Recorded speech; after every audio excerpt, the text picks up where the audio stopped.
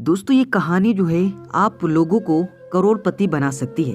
एक गरीब कैसे राजा बन जाता है वही कहानी में बताया गया है।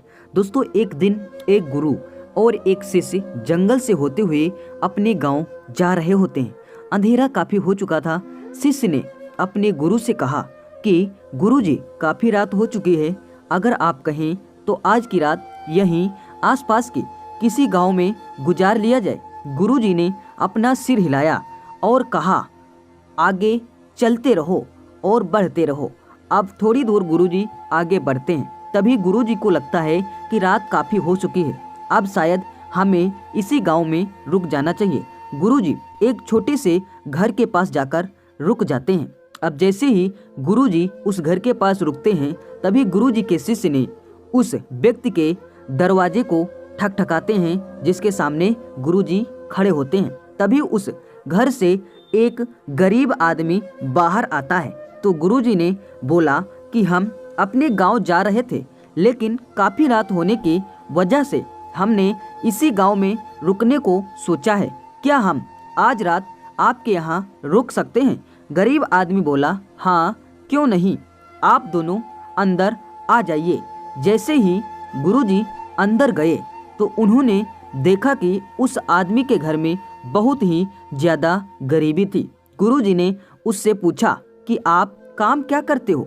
वह गरीब आदमी बोला कि मेरे पास बहुत सारी ज़मीन है। तो गुरुजी ने बोला, अगर तुम्हारे पास बहुत सारी ज़मीन है तो इस तरह से आप क्यों रह रहे हो और इतना गरीब क्यों हो? तभी वह आदमी बोला, यह किसी काम की नहीं है। गांव वाले बोलते हैं कि ये बंजर ज़मीन है, यहाँ पर कुछ भी नहीं उगाया जा सकता है और वहाँ फसल उगाना तो बहुत बड़ी बेवकूफ़ी है। गुरुजी ने बोला कि तुम्हारा गुजारा कैसा होता है?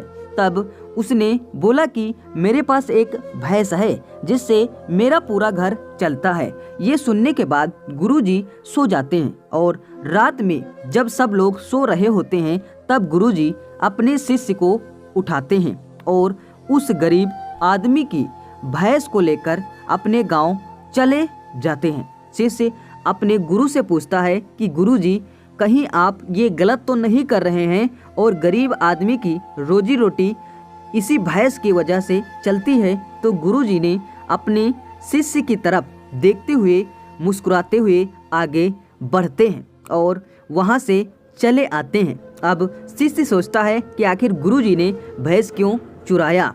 तभी उस दिन तो निपट जाता है। उस बात को तकरीबन 10 साल गुजर जाती है और गुरुजी का शिष्य था वह बहुत बड़ा गुरु बन चुका था।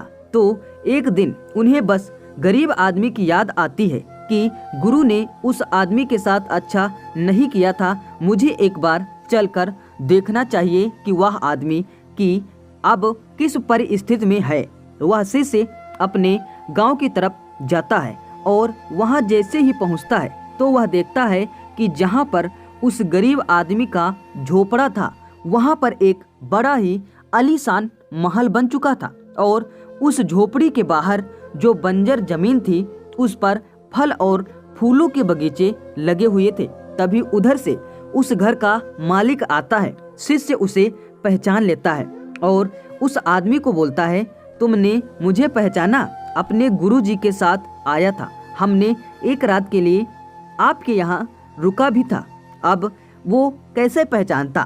थोड़ी देर बाद देखता है वह आदमी उसे पहचान लेता है और बोलता है कि उस रात को आप कहाँ चले गए थे और उस रात के बाद ही मेरी भैंस कहीं चली गई थी।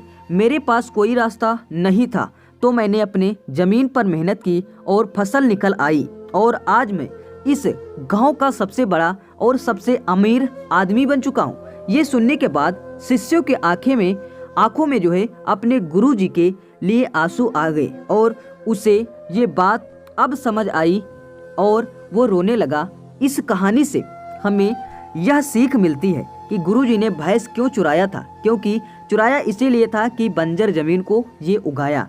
और हमारे अंदर इस कहानी से हमें यही सीख मिलती है कि हमारे अंदर ऐसे बहुत से टैलेंट छुपे हुए हैं, लेकिन हमें कोई ना कोई चीज़ रोक लेती है और हमें वो काम नहीं करने देती है। वो आपके फैमिली वाले हो सकते हैं, आपके जॉब नहीं मिल पा रही है तो आप किसी जॉब में फंसे हैं, इसका भी प्रॉब्लम आ सकता है और आप लोगों को बहुत सारी परेशानी आ सकती है। देखिए आपके पास भी तो भैंस की जैसी कोई दूसरी चीज नहीं है जो आपके जीवन में बाधा डाल ले। दोस्तों ऐसी कहानी के लिए वीडियो को लाइक करें, शेयर करें और सभी के साथ अपने रिश्तेदारों के साथ चैनल को सब्सक्राइब जरूर करें।